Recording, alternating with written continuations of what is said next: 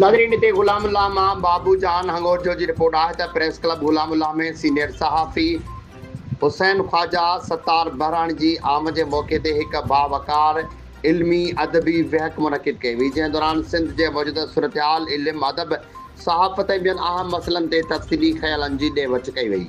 उन मौक़े ते प्रेस क्लब गुलामुल्लाह जे जनरल सेक्रेटरी हादी बख्श मलकानी, सहाफ़ी अब्दुल गनी कातियार पारां मौजूद महिमान खे सिंधी सकाफ़त सुञाणप तौरु अजरक ऐं लुंगियूं ओढ़ाए निहायत गरमजोशी ऐं रवायती अंदाज़ में भरपूर आजियां कई वई।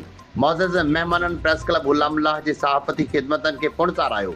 सहाफ़त रुगो ख़बर जे पहुचाइण जो नालो न, पर समाज में शऊर, सचाई, इतिहाद ऐं भाईचारे खे हथी ॾियण जो अहम ज़रियो आहे। हिननि मुहबत भरे इस्तक़बाल ते प्रेस क्लब जे समूरे साथियुनि जा थोरा मञा अहिड़े इल्मी अदबी ऐं सहाफ़ती वहकनि ते वक़्त जी अहम ज़रूरत करार ॾिनो।